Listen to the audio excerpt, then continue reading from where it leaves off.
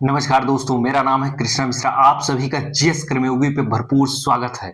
आज हम बात करेंगे दल बदल विरोधी कानून।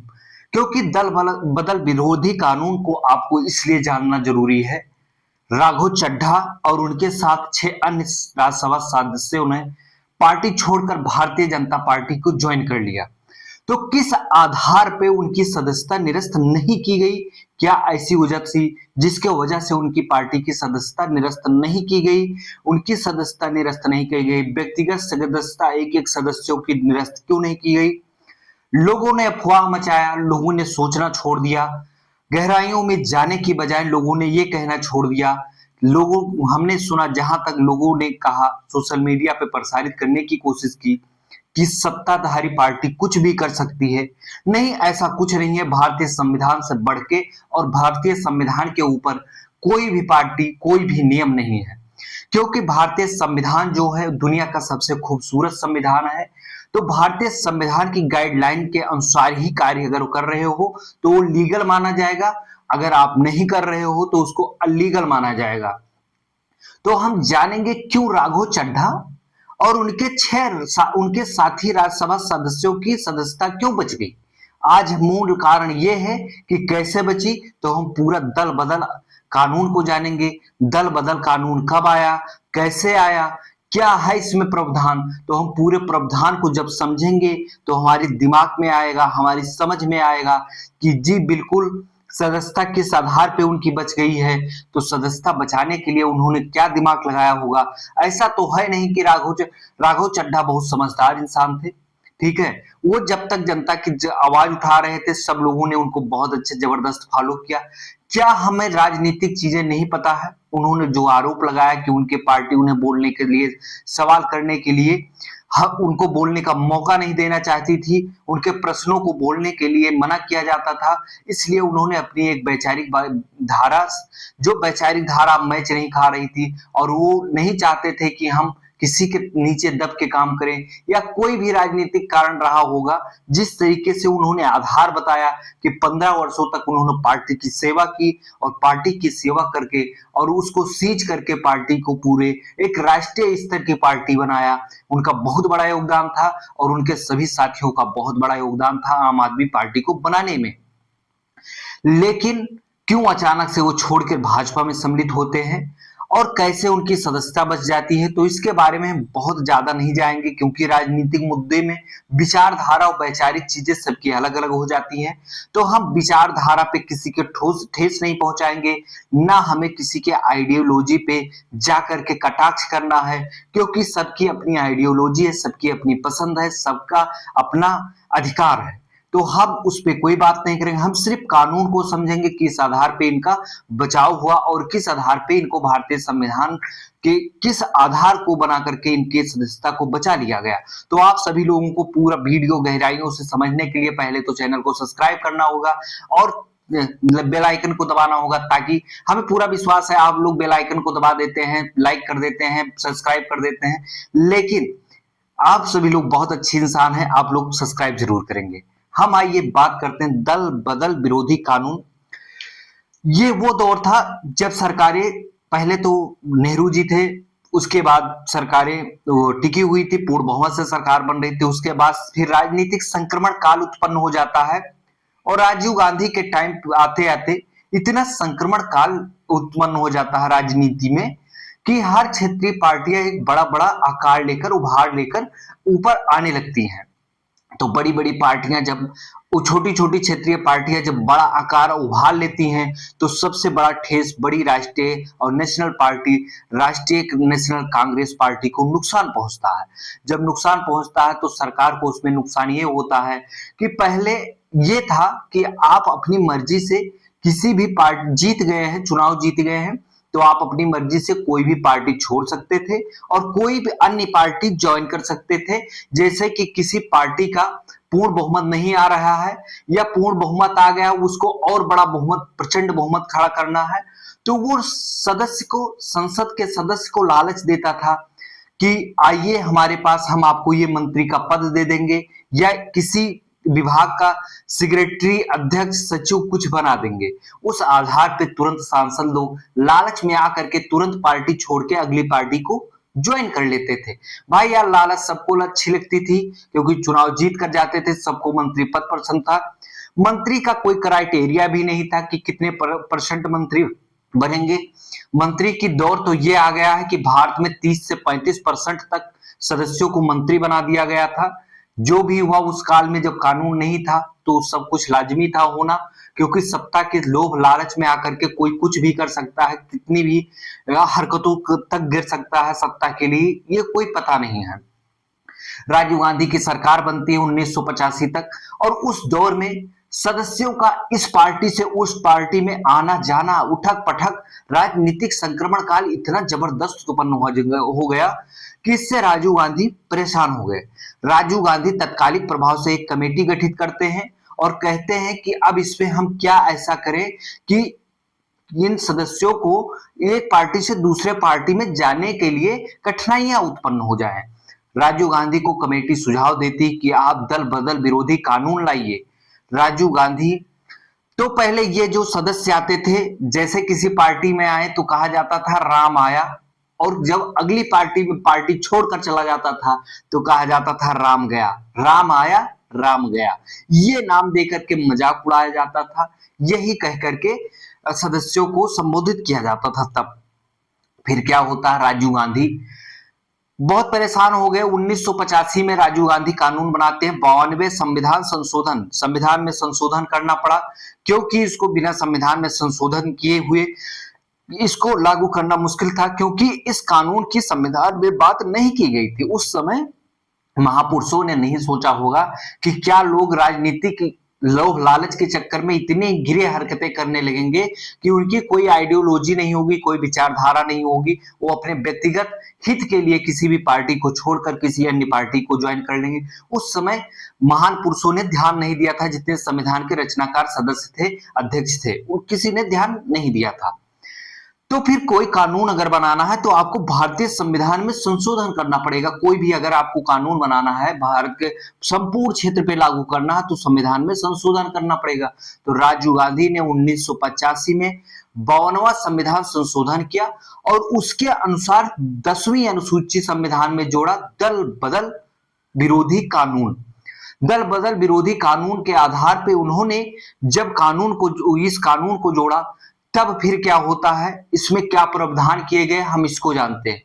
प्रावधान ये किया गया कि अगर आप अपनी मर्जी से किसी पार्टी को छोड़कर किसी अन्य पार्टी में जाते हैं व्यक्तिगत रूप से, तो आपकी सदस्यता निरस्त मान ली जाएगी।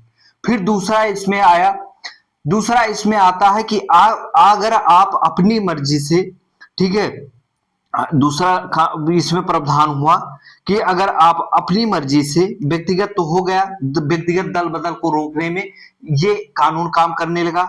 फिर आया कि वोटिंग के नियम। अगर यदि सदन में कोई व्यक्ति, ठीक है, सदन में यदि कोई सदस्य अपनी पार्टी के हित या आधिकारिक निर्देशों का उल्लंघन करता है तो 15 दिन के भीतर उसको पार्टी से माफी नहीं करती थी तो उसकी सदस्यता चली जाती। अब हम इसको विस्तार से समझाने की कोशिश करते हैं। जैसा कोई सदस्य अपनी पार्टी की तरफ से आया और वो वोटिंग नहीं किया या वो उपस्थित नहीं हुआ, जिस दिन संविधान का पास होना था, कानून बनना था, उस दिन वो उपस्थित नहीं हुआ, तो इसके आधार पे जब वो उपस्थित नहीं होता था तो उसमें एक लचीलापन रखा गया था कि ठीक है, अगर आप अपनी पार्टी से 15 दिन के अंदर माफी मांग लेते हैं, आपको माफ कर दिया जाता है, तो आपकी सदस्यता बची रहेगी, अन्यथा आपकी सदस्यता चली जाएगी। ये प्रावधान किया गया, उसमें ये लचीलापन था। ठीक है, ये लचीलापन आगे और घातक बनता जाएगा। आप देखिएगा ये लोग कितनी घिनौनी हरकतें करने लगेंगे, कितना संसद के सदस्य अपने पद को बचाने के लिए कहां तक गिरने लगेंगे। फिर इस कानून में सदस्यता न निरस्त होने का मुख्य आधार बनाया गया।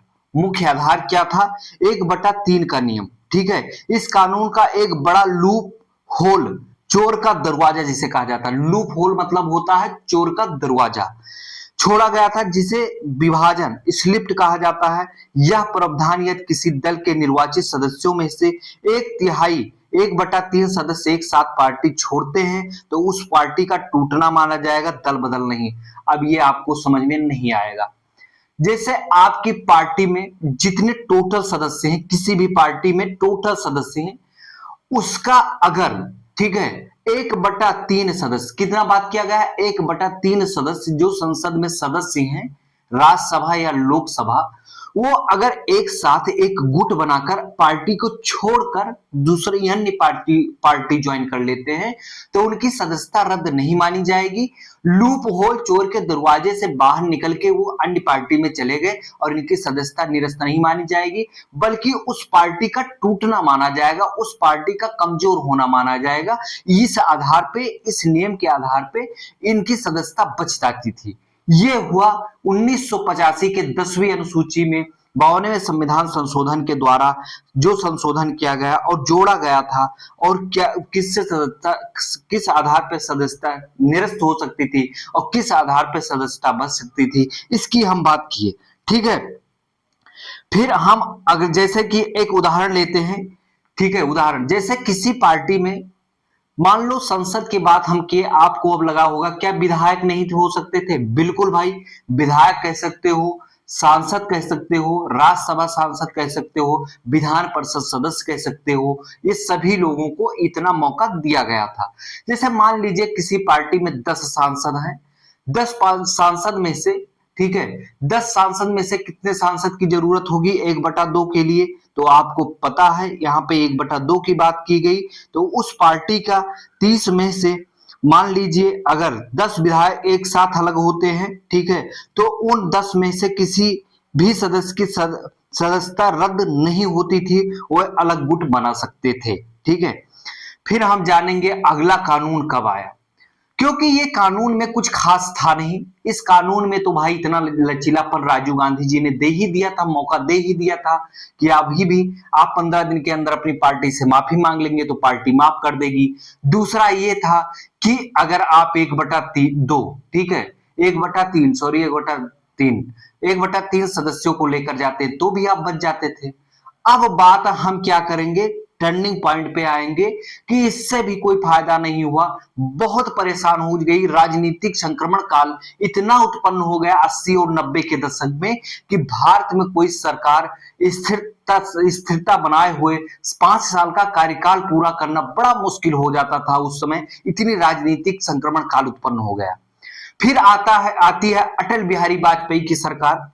उनकी सरकार लगभग 18 पार्टियों को जोड़ के सरकार बनी थी भाई।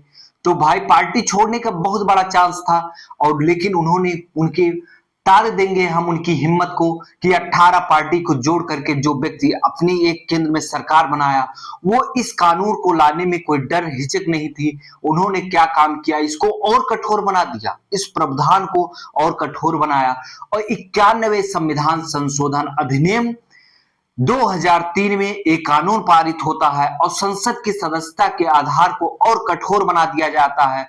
और इसी में अभी हम आगे बताएंगे, सारी चीजों को जोड़ते चलेंगे कि 91वां संविधान संशोधन 2003 में ही तय किया गया था कि जितने संसद सदस्य हैं उसका मात्र 15% व्यक्ति ही मंत्री बन सकते हैं, इससे अधिक नहीं बन सकते हैं। अभी हमने क्या बताया था कुछ देर पहले कि पहले 30 से 35% तक लोग मंत्री बने हैं भाई, जो भी आता था उसको ही मंत्री का पद सौंप दिया जाता था, वो कैसा है क्या कर रहा है ये सब नहीं देखा जाता।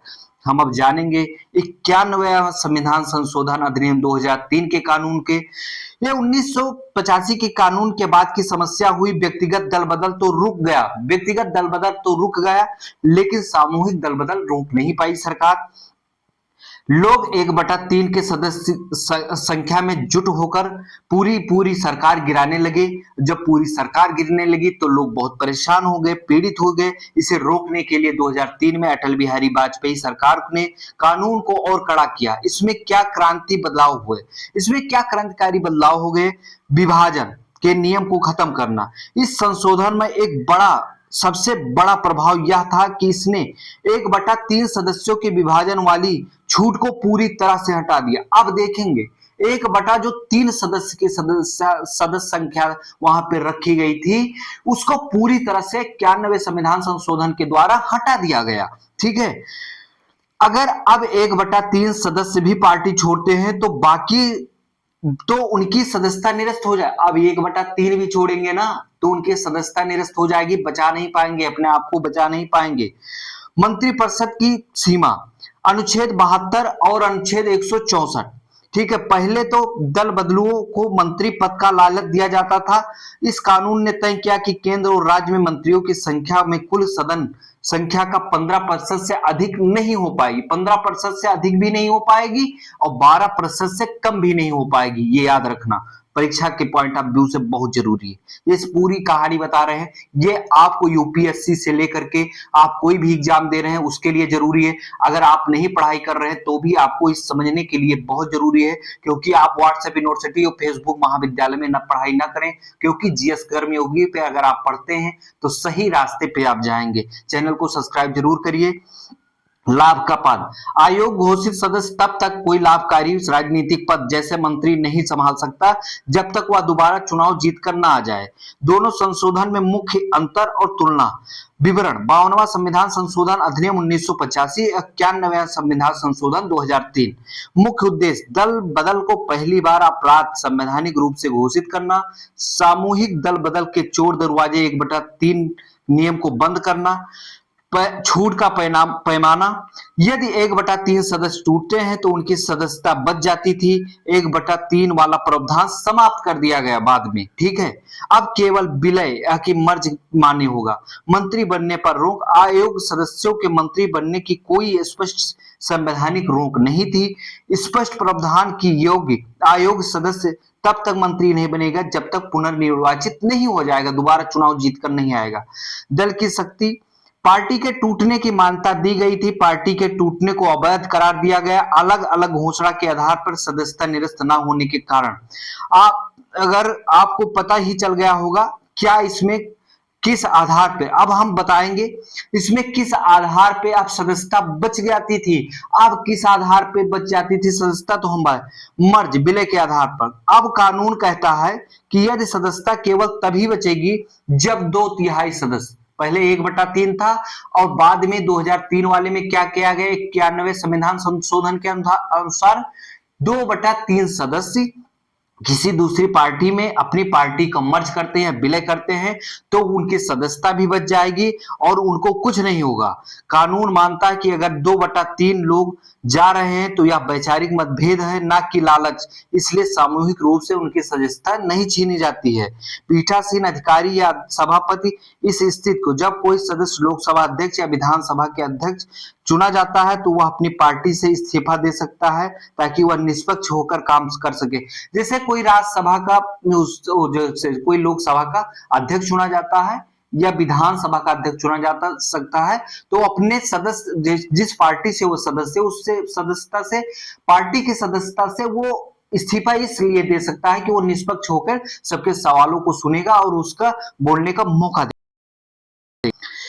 पद हुआ वापस अपनी पार्टी में जा सकता है। इस दौरान उन पर दल बदल का अपनी पार्टी बाद में अगर अध्यक्ष पद से हट जाता है या अपनी मर्जी से फिर पार्टी में जाना चाहता है तो उस पर दल बदल कानून लागू नहीं होगा भाई, नहीं होना। अध्यक्ष,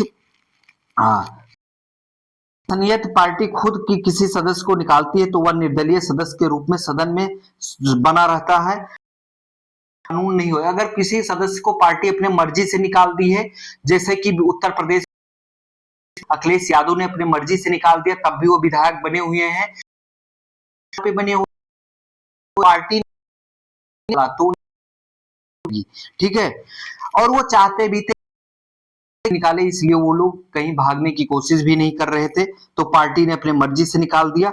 ठीक है, फिर हम उस पर दल बदल कानून नहीं होता क्योंकि बल्कि पार्टी ने उसे निकाला है। अध्यक्ष की विवेकाधीन शक्ति, कई बार सदस्यता निरस्त नहीं होती क्योंकि निर्णय लेने के अधिकार सदस्य के अध्यक्ष के पास होता है। कानून के अध्यक्ष निर्णय के लिए समय सीमा तय नहीं होती, कई बार अध्यक्ष लंबे समय तक फाइल दबाए रखते हैं जिससे सदस्य की सदस्यता बनी रहती है। अब आपको पता चल गया होगा किस आधार पर सदस्यता बचती है और किस आधार पर चली जाती है, संपूर्ण को समझा दिया।